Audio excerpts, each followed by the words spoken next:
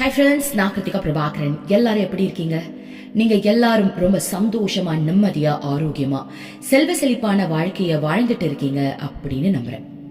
நிறைய பேரு என்னுடைய குரு பத்தி, ஸ்ரீமாதா சத்குரு ஸ்ரீமாதா அமிர்தானந்தமயி தேவி அவங்கள பத்தி சொல்லும் போது இன்னும் சில விஷயங்கள் நீங்க அவங்கள பத்தி சொல்லுங்க, நாங்க தெரிஞ்சுக்கணும் அப்படின்னு சொல்லியிருக்கீங்க. ஸோ அதுக்காக இன்னைக்கு என்னுடைய குரு பத்தி இன்னும் முக்கியமான சில இன்ஃபர்மேஷன்ஸ் உங்களுக்கு நான் கொடுக்க போறேன். அதுக்கு முன்னாடி என்னுடைய குருவை பத்தி பேசுறதற்கான ஒரே நோக்கம் என்ன அப்படின்னா, நான் அவங்க மேல வச்சிருக்க பக்தி மட்டுமே காரணம். ஓகேவா? ஏன்னா நிறைய பேர் என்ன நினைப்பாங்க அப்படின்னா, எதுக்கு இவங்க அவங்கள இன்னும் டெவலப் பண்ணி விடுறாங்க. ஏன் சொல்றேன் அப்படின்னா, இந்த வார்த்தையை என்கிட்டயே நிறைய பேர் கேட்டிருக்காங்க. என்னுடைய அம்மா பத்தி ஏன் நீ அவங்கள பத்தி அடிக்கடி போடுற, அவங்கள நீ ஏன் இன்னும் பில்டப் பண்ணி விடுற. அதாவது அவங்களுக்கு என்னுடைய குரு பத்தி தெரியாததுனால இந்த மாதிரி கேக்குறாங்கல்ல. சோ இன்னைக்கு அது எல்லாத்துக்குமே பதிலடியா, எல்லாருக்குமே புரியக்கூடிய வகையில சில விஷயங்களை நான் உங்களுக்கு ஷேர் பண்ண போறேன். ஏன் அப்படின்னா, பக்திக்கு முதல்ல தடை நிறைய வரும். ஓகேவா? அதையும் தாண்டி நம்ம பக்தியா இருக்கிறோமா அப்படின்றதுதான் முக்கியம். ஏன்னா என்னுடைய பக்திக்கு அவ்வளோ தடைகள் வந்திருக்கு. ஓகேவா? என் கூட இருக்கிறவங்களே தடையா இருந்திருக்காங்க. இதெல்லாம் உண்மை அப்படிலாம் இல்லையா? ஐயோ, நீ சொல்றதுல நம்புற மாதிரி இல்லையே. எனக்கு அதை பத்தி கவலை இல்லை, நம்பல அப்படின்றது அவங்களுடைய விருப்பம். என்ன மாதிரியான தடைனா, ஏன் நீ அவங்கள அதிகமா நினைக்கிற, நீ அவங்களை கும்பணும்னு அவசியம் கிடையாது, விட்டுடு, அவங்க சாதாரண மனுஷி தானே, ஒரு மனுஷன் பின்னாடி போலாமா? இந்த மாதிரி கேள்விகள் எனக்கு வந்திருக்கு, என் குடும்பத்துக்குள்ளேயே வந்திருக்கு. ஏன் நீ ஒரு மனுஷ பின்னாடி போற, நீ என்னமோ உங்களை கடவுள்னு சொல்ற அப்படின்ற கேள்விகள் எல்லாம் வந்திருக்கு இல்லையா?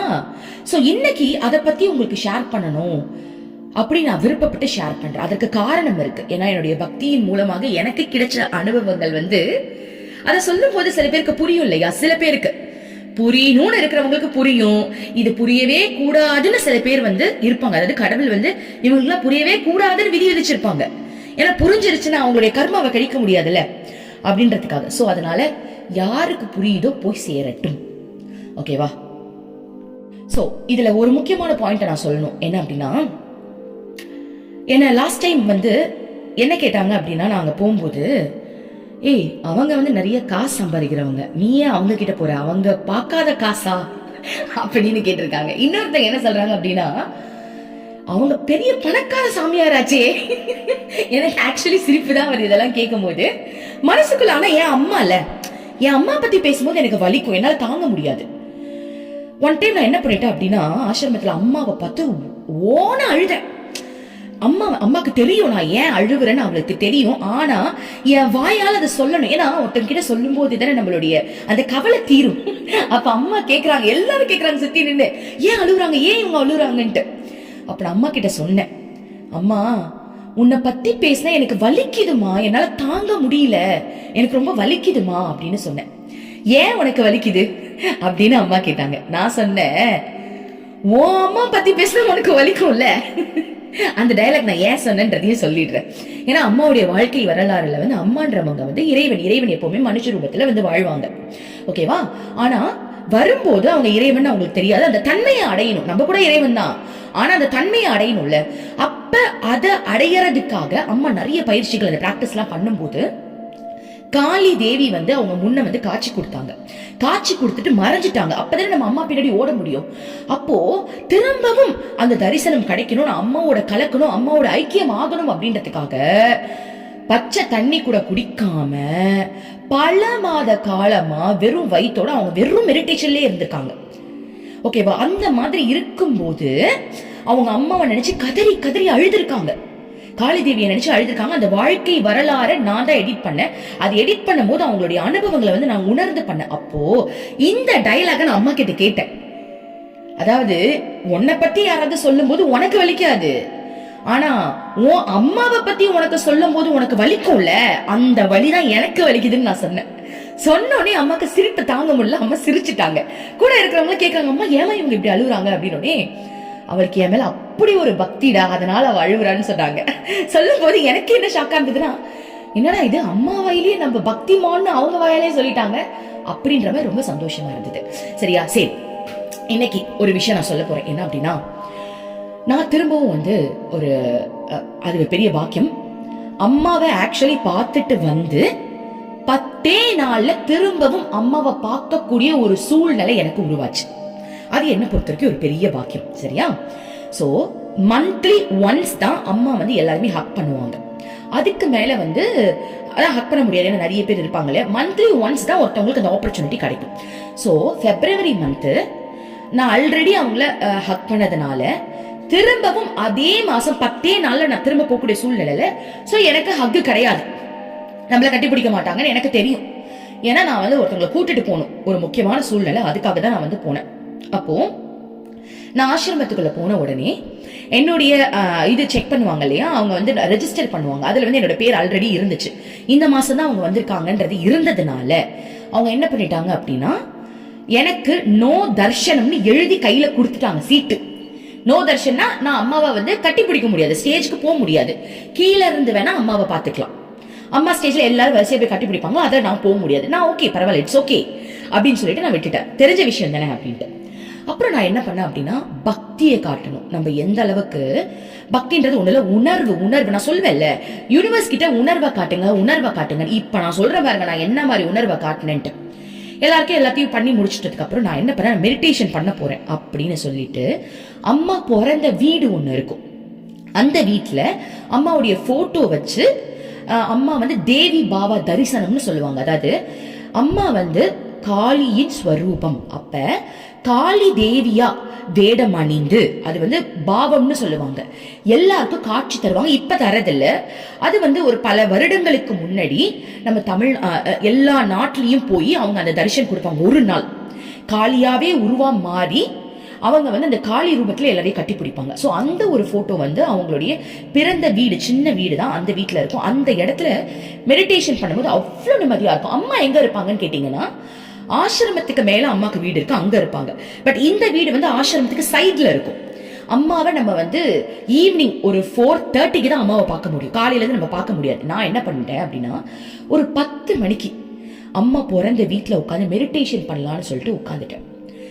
உட்காரும் போது நான் எப்பவுமே எப்படி நான் பண்ணுவேன்னா, எனக்கு எப்படி உணர்வு வரும் அப்படின்னா, பாட்டு கேட்டா உணர்வு வரும். ஓகேவா?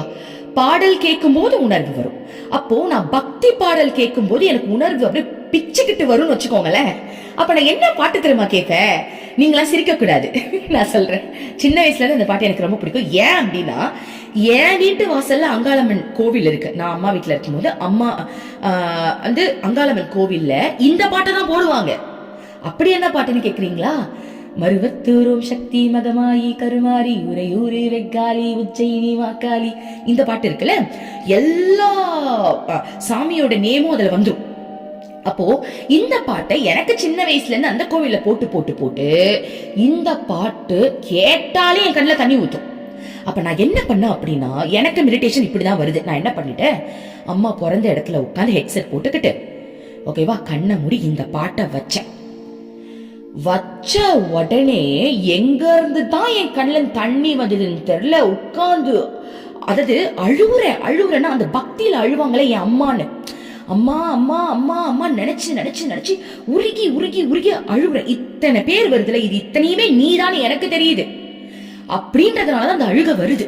அப்போ நான் என்ன நினைச்சு அழுகுறேன் அப்படின்னா, என்னுடைய வயசு 6 வயசு இருக்கும் போதே என் வீட்டு வாசல்ல அங்காள பரமேஸ்வரி அம்மன் கோவில் வந்துச்சு. அந்த கோவில்ல தான் நான் பாடுவேன். அந்த கோவிலே கதின்னு இருப்போம். ஏன்னா என் வீட்டு வாசல், ஓகேவா, எங்க அப்பா அம்மா நல்ல பக்தி, அந்த கோவில்ல தான் இருப்பாங்க. ஓகேவா, அந்த கோவில்லயே நான் வளருவேன். டெய்லி பேசிஸ்ல கோவிலுக்கு போவேன். அந்த கோவில பாட்டு பாடிக்கிட்டே இருப்பேன்.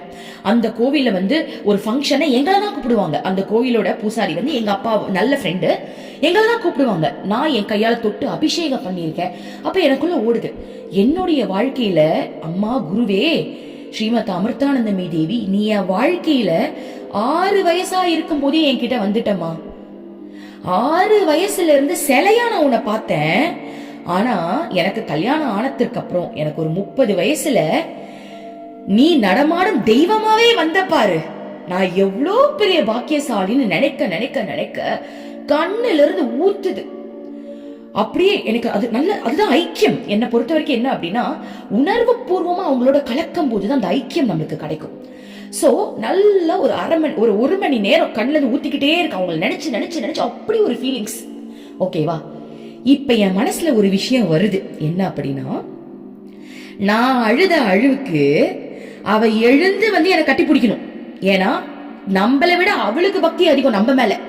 பக்தின்றதை விட நம்ம அவன் மேல ஒரு அன்பை காட்டுறோம்ல. இப்போ ஒரு பொண்ணு வந்து ஒரு அம்மா கிட்ட வந்து ஒரு அன்பை காட்டினா அதுக்கு ரிட்டன் அந்த அம்மா காட்டுவாங்கல்ல, அந்த ஒரு அன்பை அம்மா எனக்கு காட்டுவாங்க. எனக்கு 100% தெரியும். சோ எனக்கு தெரிஞ்சிருச்சு, இன்னைக்கு நமக்கு தர்ஷன் கன்ஃபார்ம். எப்படியாவது அம்மா நம்மள கட்டி பிடிக்காம விட மாட்டா. ஏன்னா நான் அழுத அழுவுக்கு அவ இந்நேரத்துக்கு உருகி இருப்பான். அது எனக்கு நல்லாவே தெரியும். அப்ப மனசுக்குள்ள சிரிப்பு வேற வருது. நான் எல்லாம் வந்து அம்மா கிட்ட கும்பிட்டு முடிச்சுட்டு வெளியே வந்துட்டேன். வந்ததுக்கு அப்புறம் அன்னைக்கு ஃபுல்லாவே மத்தவங்களுக்கு வந்து கொஞ்சம் அந்த இடத்தெல்லாம் காட்டுறது அந்த மாதிரிலாம் போயிடுச்சு. போனதுக்கு அப்புறம் பாருங்க, என் கூட வந்தவங்களுக்கு நான் தர்ஷன் கார்டு வாங்கணும். ஓகேவா? ஆல்ரெடி ஒரு பாஸ் கொடுத்துருப்பாங்க, அதை காட்டினாதான் தர்ஷன் கார்டு தருவாங்க. சோ என் குழந்தைக்கு, எங்க அம்மாக்கு, எல்லாருக்கும் வந்தவங்களுக்கு வந்து வாங்கி கொடுத்துட்டேன். அப்ப என் கார்டை வந்து காட்டுங்கன்றாங்க. நான் காட்டினேன். காட்டின உடனே உனக்கு நோ தர்ஷன்ட்டாங்க. அது எனக்கு தெரிஞ்ச விஷயம் தானேப்பா, இதையே ஏன் காலில இருந்து 10 வாட்டி சொல்றீங்க? ஓகே பரவாயில்லன்னு சொல்லிட்டு நான் வந்து ஓகேன்னு விட்டுட்டேன். பாருங்க, எல்லாருக்குமே தர்ஷனம் கார்டு கிடைச்சிருச்சு. கிடைச்சதுக்கு அப்புறம் அம்மா 4:30க்கு வராங்க. அம்மா கட்டி பிடிக்க ஸ்டார்ட் பண்ற டைம் பாத்தீங்கன்னா 9 மணிக்கு தான் அவங்க கட்டி பிடிக்க ஸ்டார்ட் பண்ணுவாங்க. 9 மணி வரைக்கும் மத்தவங்களுக்கு தான் அந்த கார்டு இருக்கே தவிர எனக்கு இல்ல. நல்லா தெரிஞ்சுக்கோங்க. இப்ப நான் என்ன பண்றேன் அப்படின்னா, அவங்கள கியூல நிக்க வைக்கணுமா? சோ போயிட்டு நான் அவங்கள கியூல நிக்க வைக்கிறேன். எனக்கு காலையில இருந்து நோ தர்ஷன் சொன்னாங்க பாருங்க, அவங்க அப்ப அந்த இடத்துல இல்ல. புதுசா ஒரு லேடி வராங்க. அந்த லேடி என்ன பண்றாங்க, என்ன பாக்குறாங்க. மா உன்னோட கார்டை காட்டு, ஐடி காட்டுன்றாங்க. என் ஐடியை நான் காட்டினோடனே அத பார்த்துட்டு ஒரு தர்ஷனம் கார்டை எடுத்து என் கையில குடுக்கறாங்க. எனக்கு செம்ம ஷாக்கு. எங்க இருந்து இந்த லேடி வந்துச்சு? யாரா இந்த லேடி? எனக்கு தெரியும், அந்த அங்காள பரமேஸ்வரி பல ரூபத்துல நம்ம கிட்ட வருவான்னு எனக்கு தெரியும். என் குரு பல ரூபத்துல வருவாங்கன்னு எனக்கு தெரியும். அப்ப எனக்கு தெரிஞ்சிருச்சு, இவன் நம்மள கட்டி பிடிக்கணும்னு நினைச்சிட்டா நம்மள விடமாட்டா அப்படின்னு.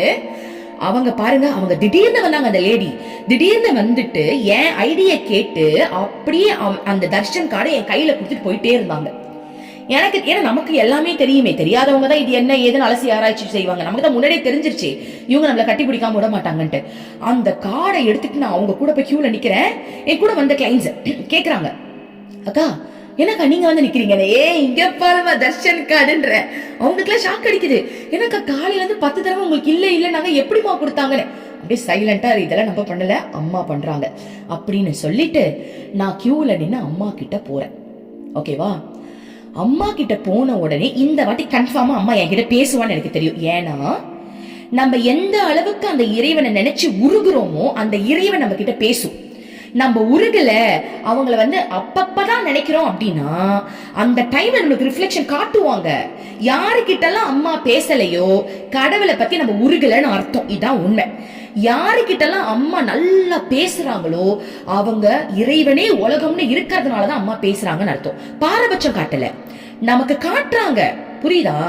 ஒரு இறைவன் வந்து நம்ம கிட்ட இறங்கி வரணும் அப்படின்னா நம்ம எந்த அளவுக்கு இறைவனை நினைக்கணும் அப்படின்ற ஒரு விஷயத்த காட்டணும்ன்றதுக்காக தான் அந்த பாவத்துல நடந்துக்கிறாங்களே தவிர அவங்களுக்கு பாரபட்சம் எல்லாம் கிடையாது. ஓகேவா?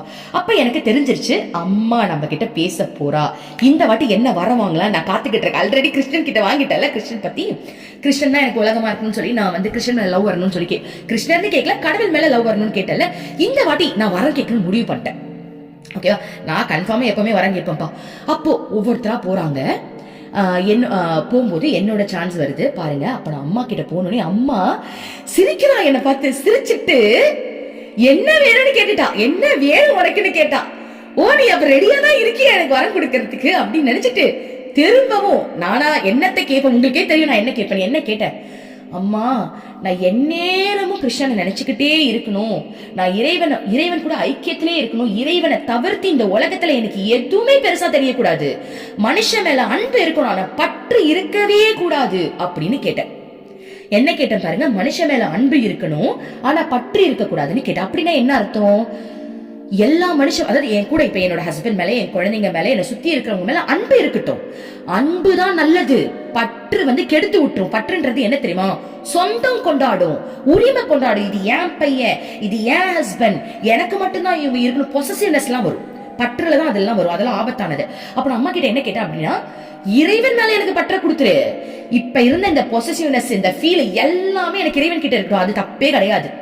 சோ நான் கடவுளை இன்னும் இன்னும் இன்னும் அதிகமா நினைக்கணும். மனுஷன் மேல அழகான அன்பை நான் செலுத்தணும். அதாவது மதர் தெரேசா இருக்காங்கல்ல, அவங்க எப்படி மனுஷங்க மேல அன்பை செலுத்தினாங்க, எல்லா மனுஷங்க மேலயும் அன்பை பொழிவாங்க. அந்த மாதிரி மதர் தெரேசாக்கு இருக்கிற அந்த அன்பு எனக்கு இருக்கட்டும். மத்தபடி எனக்கு உலகமே இறைவனா தெரியணும், இறைவன் மேல நான் பைத்தியமா சுத்தணும்னு சொல்லிட்டேன். சத்தியமே இந்த வார்த்தை எனக்கே தெரியாம வெளில வந்துருச்சு. என்ன வந்துருச்சுன்னா, அம்மா நான் கடவுள் மேல பைத்தியமா இருக்கணும்னு சொல்லிட்டேன். அம்மா ஷாக் ஆயிட்டா. என்னடி இப்படி கேட்டுட்ட? நான் நினைச்சேன், ஐயோ அம்மா என்னம்மா என்னை இப்படி கேட்க வச்சுட்ட. ஏன்னா அங்க நின்னு நம்ம வாயிலிருந்து வர ஒவ்வொரு வார்த்தையும் அவங்க அனுமதி இல்லாம வராது. ஏன்னா இறைவன் விருப்பம் இல்லாம ஒரு அணு கூட அசையாதுன்னு சொல்லுவாங்கல்ல, அந்த இடத்துல இருக்கிறது காளி தேவி. காளியோட விருப்பம் இல்லாம ஒரு வார்த்தை கூட வராது. எனக்கே ஷாக் ஆயிடுச்சு. என்னடா இது பைத்தியம் ஆகணும்னு கேட்டுட்டு உன்னே நம்மள பைத்தியம் ஆக்கிட போறாள் பயம் வேற வந்துருச்சு. சரி, அவளுடைய விருப்பம். நான் இன்னும் இறைவனை அடையறதுக்கு நமக்கு அம்மா பிளான் பண்ணிட்டாங்கன்னு எனக்கு தெரிஞ்சுட்டு நான் அங்க இருந்து நவர்றேன். அதுக்கு முன்னாடி இன்னொரு விஷயம் என்னன்னா, அம்மா எல்லாருக்கும் சாக்லேட் கொடுப்பாங்க, ஓகேவா? ஆனா எனக்கு பழம் கொடுத்தாங்க, வாழைப்பழம். அது ஸ்பெஷல். யாருக்கு பழம் கொடுக்கறாங்களோ ஏதோ காரணம் இருக்குன்னு அர்த்தம். அப்ப எனக்கு தெரிஞ்சிருச்சு, இவன் நமக்கு திரும்ப வரம் கொடுக்க ரெடி ஆயிட்டான்னு பழத்தை வாங்கி அதை நம்மளே சாப்பிடணும். அவங்க கையில என்ன தரமோ அதை நம்மளே சாப்பிடணும், ஓகேவா? இப்ப அடுத்தது என் பையன் கதை சொல்றேன். என் பையனுக்கு 4 வயசுதான் ஆகுது. அவன் என்ன பண்ணா, ஒரு நாள் வீட்டுல இருக்கும்போது என்னுடைய குருவோட போட்டோவை பார்த்து கையை காட்டி பேசுவான். நான் என்ன நினைப்பேன் அப்படின்னா, கொஞ்சம் சீன் போடுறான் போல நினைச்சுப்பேன். சின்ன பையன்தான். ஆனா நான் என்ன நினைப்பேன்னா, சும்மா விளையாடுறான், நான் கொஞ்சம் பக்தியா இருக்கல, அதனால அவனும் பக்தியா நம்ம கிட்ட பாராட்டு வாங்கணும்ன்றதுக்காக அவன் அம்மா கிட்ட அப்படி பேசுறான் போல் இருக்கு நான் நினைச்சுக்கிட்டேன். ஆனா நான் நிறைய வாட்டி பார்த்திருக்கேன். இப்ப எங்க வீட்டுல அவனை நாங்க திட்டோம் அப்படின்னா, எங்க குரு போட்டோ பார்த்து நின்னுப்பான். அம்மா எனக்கு நீதான் வேணும், எனக்கு உன்னை பார்க்கணும் போல இருக்குன்னு சொல்லுவான், ஓகேவா? அத நான் காமெடியா தான் எடுத்துட்டோம், நாங்க பெருசா எடுத்துக்கல. ஆனா எல்லாம் தெரிஞ்ச குரு சும்மா விடுவாளா? என் பையன் வந்த உடனே, இது வரைக்கும் எத்தனையோ தடவை என் பையனை கூட்டு போயிருக்கேன், ஹக் பண்ணி அனுப்பிட்டே இருப்பான். பேசுனதெல்லாம் கிடையாது குழந்தைகிட்ட. ஆனா இந்த தடவை எனக்கே ஷாக் ஆயிடுச்சு. என் பையனை ஹக் பண்ணிட்டு அவன் ரிட்டன் இப்படி திரும்புறான், கைய பிடிச்சிட்டு இங்க வாடா, உனக்கு என்ன வேணும்னு கேட்டாங்க. எனக்கு செம ஷாக்கு. எனக்கு அம்மா பேசினாலே அப்படி ஒரு வைப்ரேஷன், அது நடக்க போகுதுன்னு அர்த்தம். அப்படின்னு வேடிக்கை பாக்குறேன், என்னடா இது அம்மா பையன் கிட்ட பேசுறாங்களேன்னு. கேக்குறாங்க, உனக்கு என்னடா வேணும்னு. அவன் சொல்றான், நான் சொல்லி கொடுத்துதானே அனுப்பியிருந்தேன். கடவுள் முன்னாடி என்ன வேணும்னு கேட்டா அந்த படத்துல லிஸ்ட் போடுவார்ல, அம்மன் மூக்குத்தி அம்மன் படத்துல அந்த ஹீரோ லிஸ்ட் போட்டு வச்சிருப்பாரு. அந்த மாதிரி என் குழந்தைகிட்ட ஆல்ரெடி நான் சொல்லி வச்சிருக்கேன், அம்மா உனக்கு என்ன வேணும்னு கேட்டா நான் நல்லா படிக்கணும், ஹெல்த்தியா இருக்கணும்னு மட்டும் சொல்லு, இப்போதைக்கு அது போதும், அதுக்கப்புறம் போக பாத்துக்கலாம் அப்படின்னு நான் சொல்லி வச்சிருந்ததுனால அவன் கரெக்டா அந்த டயலாக சொல்றான். என் பையன், அம்மா நான் நல்லா படிக்கணும், ஹெல்த்தியா இருக்கணும் அப்படின்னு சொன்ன உடனே அம்மா சொல்றாங்க, நீ நல்லா படிப்படா, அம்மா இருக்க உன்னை பாத்துக்க அப்படின்னு சொல்லிட்டாங்க. அது வரும். எனக்கா இது போதுமா, இது போதும், எனக்கு இதுக்கு மேல என்ன வேணும்? ஏன்னா நீ அவனை பாத்துக்கிட்டா மட்டும்தான் நான் கடவுள்கிட்ட நிம்மதியா டிராவல் பண்ண முடியும். இல்லைன்னா இதுங்களை பாத்துக்கிறதுக்காக எனக்கு டென்ஷன் ஆகும்ல. எனக்கு அதனாலயே சந்தோஷமா இருந்துச்சு. அப்பா ரொம்ப சந்தோஷம்டா அப்படின்னு சொல்லிட்டு எங்களுடைய இது முடிஞ்சிருச்சா, நாங்க வெளில வந்துட்டோம். வந்ததுக்கு அப்புறம் ஒரு லேடி என்கிட்ட கேக்குறாங்க, என் கூட வந்தவங்க தான், அது லாஸ்ட் டைம் வந்தவங்க, இந்த டைம் நான் அவங்களை பார்த்தேன். அவங்க என்கிட்ட கேக்குறாங்க, ஏன் என்கிட்ட எல்லாம் அம்மா பேசல, உங்ககிட்ட மட்டும் பேசுறாங்க? அதான் போல் இருக்கு, அடிக்கடி வந்தாதான் அவங்க பேசுவாங்க போல. நான் இப்பதானே முதல் தடவை வந்தேன், அதனாலதான் என்கிட்ட பேசல போல அப்படின்னு நான் சொன்னேன். இங்கே பாருங்க, அடிக்கடி வந்தாலும் சரி, 10 நாளே அம்மா கூடயே இருந்தாலும் சரி, அம்மா பாரபட்சம் பார்க்க மாட்டா. ஏன்னா அவ கடவுள். பாரபட்சம் அவளுக்கு புழுவும் ஒண்ணுதான், அவ கூட வாழ்ற இறைவனும் ஒண்ணுதான் அவளுக்கு. அவ இறைவன் பெருசு, நம்மலாம் சின்னது, பூச்சி சின்னது, புழு பெருசுலாம் நினைக்க மாட்டா. அவ பெத்தவ, இந்த உலகத்தை படைச்சவ, அவளுக்கு எல்லாருமே ஒண்ணுதான். ஏன் பேசினா என்கிட்டயே நிறைய நான் நோஸ் கட் வாங்கியிருக்கேன். எத்தனையோ தடவை என்கிட்ட பேசாம நான் நோஸ் கட் வாங்கியிருக்கேன். நான் பேசவே அவ கண்டுக்கவே மாட்டேன். அப்ப எனக்கு தெரியும், ஓகே என்னுடைய பக்தி பத்தல, என்னுடைய பாவத்தை நான் எங்கேயோ மாத்திட்டேன், என்னுடைய சிந்தனையை இறைவன் கிட்ட வைக்காம நான் வேற எதுலயும் வச்சுட்டேன் அப்படின்றதுனால அவ என்னை கண்டுக்கலன்றத நான் நினைச்சுப்பேன். சோ எப்பெல்லாம் அவ பேசுறாளோ அப்ப அந்த டைம் நான் இறைவனை நல்லா நினைச்சிருக்கேன், அதனாலதான் அவ நல்லா பேசுறான்றத நான் புரிஞ்சுக்கிட்டதுனால இந்த ஒரு விஷயத்த நான் உங்ககிட்ட எக்ஸ்பிளைன் பண்ண. இங்க பாருங்க, உங்ககிட்ட பேசலன்றதுக்கு காரணம் என்ன அப்படின்னா, நீங்க இங்க வந்த வரைக்கும் நீங்க கடவுளை பத்தி யோசிக்காம வேற ஏதோ ஒரு விஷயத்துல இருந்திருக்கீங்க. அது அம்மாக்கு தெரியும்ல, அதை உங்களுக்கு காட்டுறாங்க. இப்ப அவங்க உங்களை கண்டுக்கல, அது என்ன சொல்ல வராங்கன்னா, நீ முதல்ல என்ன கண்டுக்கலன்றத உங்ககிட்ட வந்து காட்டுறாங்க. புரியுதுங்களா? இப்ப என்கிட்ட பேசுறாங்க அப்படின்னா எனக்கு தெரியும் அவளை எப்படிலாம் ஐஸ் வைக்கணும்ட்டு. நான் தான் அவளை நினைச்சாலே அழுதுருவேனே, நான் அழுதே அவளை ஐஸ் வைக்கிறேன். அதாவது நானும் வந்து ஒரு நாள் ஃபுல்லா அவளை நினைச்சேன்னு சொல்ல முடியாது, நினைப்பேன், முக்காவாசி ட்ரை பண்ணிடுவேன்னு வச்சுக்கோங்களேன். முடிஞ்ச அளவுக்கு ட்ரை பண்ணி நினைச்சிருவேன், வேற சிந்தனையை புகுத்தவே மாட்டேன். ஓகேவா? ஏன் எல்லாரும் கேட்கலாம், அப்போ உங்களுக்கு குடும்பம் இல்லையா, சூழ்நிலை இல்லையா, நீங்க கடவுளை மட்டும் நினைச்சா போதுமா? குடும்பத்தை யார் பாக்குறது? குடும்பம்ன்றது முதல்ல மாயை, அதை புரிஞ்சுக்கோங்க. இங்க நம்ம வாழ்ற வாழ்க்கையே கிடையாது, இதெல்லாம் மாயை உலகம். ஓகேவா? இந்த மாயைக்குள்ள நம்ம சிக்கிக்கிட்டு இதெல்லாம் உண்மைன்னு நினைச்சுக்கிட்டு இருக்கோம். ஆனா இறைவனை புடிச்சிட்டோம் அப்படின்னா இந்த மாயத்தை அவ கரெக்டா ஹேண்டில் பண்ணிடுவோம். புரியுதுங்களா? கடவுளை பிடிக்கும் போது நம்ம குடும்பத்தையே அவ பாத்துப்பா. நம்ம கடவுளை பார்த்தா மட்டும் போதும். இது எனக்கு தெரிஞ்சிருச்சு, தெரிஞ்சதுனாலதான் நான் நிம்மதியா இருக்கேன். சோ இந்த விஷயத்த அவங்களுக்கு புரிய வச்சதுக்கு அப்புறம் அவங்களுக்கு தெரிஞ்சிச்சு, ஓ அப்படியா அப்படின்னு அவங்களுக்கு தெரிஞ்சிருச்சு. சோ கடவுள் யாருக்குமே பாரபட்சம் காட்ட மாட்டாங்க. சோ என் கூட இருக்கிறவங்களே வந்துட்டு நான் வந்து அம்மாவை வந்து கடவுள்னு சொல்ல நம்ப மாட்டாங்க. ஏன் முதல்ல சொல்லணும்னு எனக்கு அவசியம் கிடையாது. நிறைய பேர் ஏன் நீ முதல்ல சொல்ற அவங்க கடவுள்னு? எனக்கு கட்ஸ் இருக்கு, நான் சொல்றேன். என் கண்ணுக்கு தெரியுது, நான் சொல்றேன். நான் அவ்வளவு பார்த்துட்டதுனால சொல்றேன். நான் ஒரு விஷயம் சொல்லட்டுமா? ஆசிரமத்துக்கு வெளியே குஷ்ட நோயால பாதிக்கப்பட்ட ஒரு பர்சன் வெளில உட்காந்துட்டு இருக்காங்க. சலோசீல் வழியுது, நாத்தம் தாங்க முடியல. சுத்தி அதை வெளியே நடமாடுறவங்களுக்கு நாத்தம் தாங்க முடியல. அப்ப அங்க இருக்கிறவங்க என்ன பண்றாங்க அப்படின்னா, ஐயா இங்க உட்காராதீங்க, கொஞ்சம் அப்படி ஓரமா போய் உட்காருங்கன்னு சொல்றாங்க. ஓகேவா? அங்க இருக்க சில பேர் அந்த ஆன்மீக ரிலேட்டடா இருக்கிறவங்க கூட என்ன பண்றாங்க, நீங்க கொஞ்சம் ஓரமா உட்காருங்களேன், கேட்டுக்கு வெளில தான் இருக்காரு, இருந்தாலும் அங்க இருக்கிற காட்ஸ் கூட நீங்க வெளில உட்காருங்க, ஓரமா உட்காருங்கன்னு சொல்லிட்டாங்க. அம்மா என்ன பண்ணிருக்காங்க, அம்மாவுக்கும் கேட்டுக்கும் ரொம்ப தூரம். ஓகேவா? அம்மா வந்து அவங்களுடைய இடத்துல உட்கார்ந்து எல்லாருக்கும் தரிசனம் கொடுத்து முடிச்சுட்டு அம்மா சொல்றாங்க, கேட்டுக்கு வெளியே ஒரு பக்தன் எனக்காக உட்கார்ந்து இருக்கான், அவனை கூட்டிட்டு வாங்கன்னு சொல்றாங்க. பார்த்தா கேட்டுக்கு வெளில உட்கார்ந்துட்டு இருக்கிற இந்த குஷ்ட நோயால பாதிக்கப்பட்டவர் தான் உட்கார்ந்து இருக்காரு. கூப்பிட போனவங்களுக்கு ஒரே சந்தேகம், இவங்களதான் அம்மா சொல்றாங்களா யார சொல்றாங்கன்னு தெரியல. அம்மா சொல்றாங்க அவனை தான் கூட்டிட்டு வாங்க அப்படின்னு மைக்ல அனௌன்ஸ் பண்ணிட்டாங்க. அந்த குஷ்ட நோயால பாதிக்கப்பட்டவங்க நடக்க கூட முடியல, நகர்ந்து வராங்க, கைய கீழே வச்சு நகர்ந்து வராங்க. எல்லாரும் மூக்க பொத்துறாங்க, வாய பொத்துறாங்க, ஏன்னா அந்த ஸ்மெல் தாங்க முடியல, ஏன்னா சீல் வழியுது அவங்க மேல. ஸ்டேஜுக்கு போறாங்க, எல்லாரும் நகர்ந்து போறாங்க. ஆனா அம்மா என்ன பண்ணாங்க தெரியுமா? அவங்க வந்த உடனே அந்த சீல் வழியிற அந்த பர்சனை கட்டி புடிச்சு அவங்க வாயாலேயே அந்த சீலை உறிஞ்சி ஒரு டப்பால துப்புனாங்களாம். எல்லாரும் இதை பார்த்து மயக்கடிச்சு விழுந்தாங்களா, வாந்தி எடுத்தாங்களா, யாராலையுமே அதை அக்செப்ட் பண்ண முடியலையா.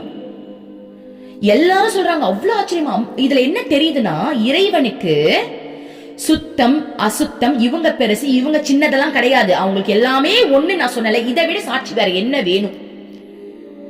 அவங்க உடம்புல இருக்கிற எல்லா சீலையும் எல்லா பகுதியையும் உறிஞ்சி வாயால சீலை எடுத்து அந்த டப்பால துப்பி அவனை குளிப்பாட்டி, அம்மா அவங்களும் குளிச்சுட்டு அவனுக்கு ட்ரெஸ் பண்ணி விட்டுட்டு டெய்லி பேசிஸ்ல தரிசனம் முடிச்சுட்டு அவனை அங்கேயே தங்க வச்சு அவங்க நாக்காளி அவங்களோட எச்சு தான் அவனுக்கு மருந்து, அவனை சுத்தம் படுத்தி அவங்கள ஒரு நல்ல மனுஷனா மாத்தி விட்டுருக்காங்க. இதை விட சாட்சி என்ன வேணும்பா அவங்க வந்து கடவுள்னு ப்ரூவ் பண்றதுக்கு? அதாவது அவங்க கடவுள் நீங்க நம்புங்க, நான் சொல்ல வரல, அது உங்க விருப்பம். அதெல்லாம் நான் சொல்ல, எனக்கு கட்ஸ் இருக்கு, நான் சொல்றேன்னு தான் சொல்றேன். எனக்கு அவங்க இறைவன் என் கண்ணுக்கு தெரியுது, மத்தவங்க கண்ணுக்கு தெரியலன்னா அதுக்கு நம்ம எதுவும் பண்ண முடியாது, அது அவங்களுடைய பாக்கியம், அவ்வளவுதான். ஓகேவா? எத்தனையோ பேருக்கு நேர்ல நின்று காட்சி கொடுத்திருக்காங்க. ஏன் நான் இப்ப இதை வந்து ஆதங்கமா சொல்றேன் அப்படின்னா, நிறைய பேருக்கு இந்த கேள்வி இருக்கு, ஏன் இவங்க பின்னாடி போறாங்க? அவங்க எனக்கு யாருன்னு தெரிஞ்சதாலதான் நான் போறேன், எனக்கு தெரியலன்னா நான் ஏன் போகணும்? ஆல்ரெடி கடவுள் எனக்கு கொடுக்க வேண்டிய எல்லாமே கொடுத்துட்டாரு. நான் நல்லா வாழ்ந்துட்டு இருக்கேன், நான் யாரு பின்னாடி போகணும்னு அவசியம் இல்லை. ஆனா எனக்கு இப்ப தேவை இறைவன் மட்டுமே. அப்ப அந்த இறைவன் எங்க இருக்காரோ அதை தேடிதான் என்னால போக முடியும். ஆனா நிறைய பேர் நினைப்பாங்க இவங்க இன்னும் காசுக்கு இன்னும் சம்பாதிக்க நினைக்கிறாங்க போல, அதனாலதான் அங்க போய் அங்க போனா மட்டும் என்ன கிடைச்சிருமா? ஓகேவா? சோ அதனாலதான் நான் சொல்றேன், எனக்கு இதை யாருக்காகவும் மூடி மறைக்கணும்னு அவசியம் இல்லை. சப்போஸ் இது கேட்கிற யாருக்காவது உங்களுக்கு இது ஒரு டவுட்டா இருக்கலாம், ஓகேவா? சோ அந்த டவுட்டை நான் கிளியர் பண்ணி இன்னைக்கு எனக்கு வந்துருச்சு. இன்னைக்கு ஆக்சுவலி அந்த மருவத்து சக்தி பாட்டை பாடி நான் அம்மா கிட்ட உட்காந்து அழுதுட்டு இருந்தேன். அப்ப எனக்குள்ள தோணுச்சு, இதை பேசிடு, உன் மனசுல இருக்கிறத பேசிடு அப்படின்னு அம்மா சொன்னாங்க. சரியா? சோ இது அதுதான், இத சொல்லும் போது எனக்கு ஒரு திருப்தி. ஓகேடா, மேபி இதை கேட்டுட்டு இருக்க நிறைய பேருக்கு இந்த சந்தேகம் இருக்கலாம் இல்லையா? அப்போ உங்களுக்கு தெளிவு கிடைச்சா சந்தோஷம், இல்லைனாலும் எனக்கு ஒன்றும் பிரச்சனை இல்லை. பட் சொல்ல வேண்டிய விஷயத்த நான் சொல்லணும்னு விருப்பப்பட்டேன், அதனால நான் சொன்னேன். அப்புறம் இன்னும் முடியல, கதை இன்னும் முடியல. இப்ப பாருங்க, அம்மாவை கட்டி பிடிச்சு நான் வெளில வந்துட்டேன். ரெண்டாவது நாள் நான் கிளம்ப போறேன். ஆனா அதுக்கு முன்னாடி அம்மா பக்கத்துல உட்காரணும்னு ஆசை. அப்ப ஸ்டேஜ் பாஸ்ன்னு ஒண்ணு தருவாங்க, ஓகேவா? அப்போ என்ன ஆகுது அப்படின்னா, நான் ரூமுக்கு போயிட்டு ரெஃப்ரெஷ் ஆயிட்டு திரும்பவும் அம்மா பார்க்க வரலான்னு வரும்போது என் மனசுக்குள்ள இருந்து ஒரு கேள்வி வருது, ஒரு வார்த்தை வருது, கிருஷ்ணாவை பார்க்க மாட்டியா, கிருஷ்ணாவை பார்க்காம போறியான்னு. உடனே எங்க இருந்துதான் அழுக வந்ததுன்னு தெரியல. ஐயோ கிருஷ்ணா, உன்னை விட்டுட்டு நான் போவேனா? ஏன்னா நேத்து ஃபுல்லா நான் அம்மாவா பார்த்தேன். ஏன்னா லாஸ்ட் டைம் தான் கிருஷ்ணனை நான் பார்த்துட்டேன்ல. அப்ப எனக்கு அது ஒரு ஏக்கம், அம்மாவா பார்க்கணுன்றதுக்காக இந்த வாட்டி அம்மாவா பார்த்துட்டேன். ஏன்னா அதுக்குள்ளதானே கிருஷ்ணனும் இருக்காரு. அப்ப எனக்குள்ள இந்த கேள்வி வந்த உடனே ரூம்ல இருந்து அழுதுகிட்டே வரேன், கிருஷ்ணா உன்னை விட்டுட்டு நான் போவேனா? இப்படி என்ன கேட்டுட்டேன், இருறா வரேன், இப்ப ஸ்டேஜ்ல உட்காந்து நான் உன்னதான் பார்க்க போறேன் அப்படின்னு சொல்லிட்டு அந்த ஸ்டேஜ் பாஸ் வாங்கிட்டு ஸ்டேஜ்ல உட்காந்து அம்மா பக்கத்துல உட்காந்து கிருஷ்ணனை நினைச்சு அழுகுறேன். என்ன அழுதுன்னு தெரியுமா? போன வாட்டி 5 தடவை பார்த்தாருல, அந்த ஆசை வந்துருச்சு, இந்த வாட்டி நம்மளை பார்க்கட்டும் அப்படின்னு சொல்லிட்டு கிருஷ்ணா என்ன ஒரு தடவை பாரு, கிருஷ்ணா என்ன பாருன்ற பார்க்கவே இல்லை. அம்மா எல்லாரையும் பாக்குறாங்க, என்ன மட்டும் பார்க்கல. பக்கத்துல உட்கார்ந்து இருக்கேன் நானு, பக்கத்துல இருக்க பொண்ணை பாக்குறாங்க, மேல பாக்குறாங்க, சைட்ல போற என்ன பார்க்கவே இல்லை. அப்ப நான் சொல்றேன், அட பாவி கிருஷ்ணா, என்னடா இப்படி விளையாடுற, என்கிட்ட என் மனசை உடைச்சிடாதடா ப்ளீஸ், நான் ஊருக்கு போகணும், உன்னை நினைச்சு அழ வச்சிடாத, ப்ளீஸ் என்ன பாத்துரு, ப்ளீஸ் என்ன பாத்துற. பார்க்கவே இல்லை. கதறி கதறி எனக்கு அழுக வருது. அப்ப ஒருத்தர் ப்ளூ கலர்ல கிருஷ்ணனுக்கு மாலை போடுறாரு. நான் சொல்றேன், இதே மாலைதான் போன வாட்டி நான் உனக்கு போட்டு, உனக்கு ஞாபகம் இருக்கா? தயவு செஞ்சு என்ன பாருன்ற. பாக்கல. ஏன்னா ராதா தேவி, ருக்மணி தேவி, லட்சுமி தேவி மாதிரி உன்கிட்ட அன்பை காட்டணுமா எனக்கு காட்ட தெரியலையே கிருஷ்ணா, எனக்கு இவ்வளவுதானே கிருஷ்ணா தெரியும்ன்ற. அப்பயும் என்ன பாக்கல. நானும் கெஞ்சிறேன், உன் காலில் விழுறேன் கிருஷ்ணா, உன் காலில் கூட விழுறேன், தயவு செஞ்சு என்ன பாத்துருன்றேன். எல்லாரையும் பார்த்தாங்க, என்ன பார்க்கவே இல்லை. என்னை எழுப்பிட்டாங்க, உங்களுக்கு டைம் முடிஞ்சிச்சு. 1/2 மணி நேரமா உட்காந்து கெஞ்சி கேட்கிறேன், கிருஷ்ணா என்ன பாருன்னு, பார்க்கவே இல்லை. அப்புறம் எனக்குள்ள செம்ம கோவம். நான் அங்க இருந்து என்னை எழுப்பிட்டாங்க. எழுந்து வெளியே வரும்போது எனக்கு என்ன கோவம் வந்துச்சு தெரியுமா? உன்னை போய் லவ் பண்ண பாரு, எனக்கு இதெல்லாம் வேணும்டா. உன்னை லவ் பண்ணி இருக்க கூடாது, நான் வேற ஒரு கடவுளை லவ் பண்ணி இருக்கணும். உன்னை லவ் பண்ண பாரு, எனக்கு இது தேவைதான் அப்படின்னு அவர்கிட்ட அப்படி மனசுக்குள்ளேயே சண்டை போட்டுட்டு எனக்கு அங்க அழுக தாங்க முடியல.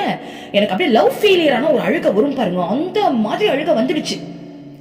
வந்துட்டு யாரையுமே நான் பார்க்கல, ரூமுக்கு போயிடலாம். ஏன்னா ரூமுக்கும் அம்மா இடத்துக்கும் ரொம்ப தூரமா இருந்துச்சு, அந்த ஆசிரமத்துக்குள்ளேயே தான், கொஞ்சம் வாக்கபிள். நான் என்ன பண்ணிட்டேன், யாராவது நம்ம அழுகுறத பார்த்து அசிங்கமா நினைச்சிட போறாங்கட்டு நான் பாடு குடுக்குடுன்னு வந்துட்டேன். அந்த இடத்துல யாருமே இல்லை, நைட் டைம். ஒரு கரெக்டா 11 o'clock இருக்கும். நான் என்னோட ரூமுக்கு போலான்னு சொல்லிட்டு நான் போறேன், அழுதுகிட்டே போறேன். நம்ம பின்னாடி ஒருத்தவங்க நடந்தா நம்மளால ஃபீல் பண்ண முடியுமா முடியாதா? கண்டிப்பா முடியும்ல. உண்மையாவே ஒருத்தவங்க நடந்தாங்கன்னா, நான் நடக்கிறேன், என் பின்னாடி யாரும் நடக்கிறாங்க, நான் நின்னுட்டேன். நான் பயப்படலாம் இல்லை, ஏன்னா அதுதான் இறைவனுடைய இடமாச்சு, நான் ஏன் பயப்பட போறேன்? எனக்கு தெரிஞ்சிச்சு அது கிருஷ்ணன் தான். திரும்பவும் நான் நடக்கிறேன், யாரும் நடக்கிறாங்க. அப்ப மனசுக்கு சந்தோஷம் வந்துருச்சு, மனசுக்கு உணருது, கிருஷ்ணா என் பின்னாடி வர சமாதானப்படுத்துறதுக்கு வரியா, என்ன ஒரு நிமிஷம் கூட நீ பாக்கல அப்படி நான் நினைச்சுக்கிறேன். என்னோட ரைட் ஹேண்ட ஒருத்தவங்க பிடிக்கிறாங்க. நம்மளால உணர முடியல, உண்மையாவே ஒரு ஜீவன் நம்ம கைய பிடிச்சா நமக்கு எப்படி இருக்கும், சத்தியமா அந்த ஃபீல் வருது. என் கைய பிடிக்கிறாங்க, எனக்கு சிரிப்பு வந்துருச்சு. கிருஷ்ணா வந்துட்டியான்னு எனக்கு சிரிப்பு வந்துருச்சு. எனக்கு அவ்வளவு சமாதானம் கொடுக்கிறாரு. நான் நடக்கிற வரைக்கும், அதாவது கடவுள் நம்ம பக்கத்துல இருந்தாங்கன்னா நமக்கு வைப்ரேஷன் ஆகுமா.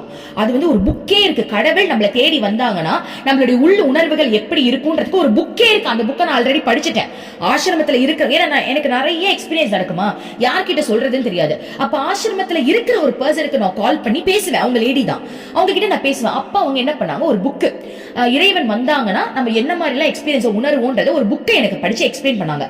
அது எல்லாமே லைஃப்ல நடந்திருக்கு. அப்போ அந்த புக்ல இருக்கிற சம்பவம் எல்லாம் எனக்கு நடக்குது. வைப்ரேட் ஆகுது, உடம்பு அப்படி வைப்ரேட் ஆகுது, சிரிப்பு வருது. சிரிப்பு எப்படி வரும்? நான் தான் அழுதுகிட்டு இருக்கனே, சிரிப்பு வருது, அடக்க முடியல. அப்படி ஒரு சந்தோஷம், என் கூட அவர் நிக்கிற மாதிரி எனக்கு அப்படி ஒரு ஃபீல். அப்படியே நம்மள வந்து கட்டி பிடிச்சா எப்படி இருக்கும், ஒரு கடவுள் நம்மள கட்டி பிடிச்சா எப்படி, அந்த மாதிரி ஒரு ஃபீல். அவ்வளவுதான். நான் அப்புறம் என்ன கோவப்பட முடியுமா? எனக்கு தெரிஞ்சிருச்சு கிருஷ்ணா நம்ம பின்னாடியே வராருன்னு. ஓகேவா, வந்துட்டாரு, சமாதானப்படுத்திட்டார். அதுக்கப்புறம் தான் ட்விஸ்டே இருக்கு பாருங்க.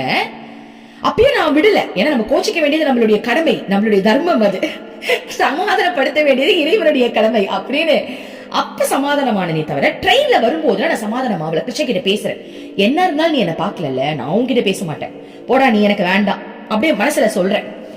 சொன்னதுக்கு அப்புறம் வீட்டுக்கு வந்துட்டேன். வீட்டுக்கு வந்துட்டு நான் வந்து கிருஷ்ணரா ஒரு உருவம் நினைச்சிட்டு இருக்கேன்ல, என்னுடைய அம்மாவோட குருவோட போட்டோ பார்க்கும்போது கிருஷ்ணருடைய மகம் என்னுடைய அம்மாவோட போட்டோல தெரியுது. எனக்கு ஷாக் ஆயிடுச்சு.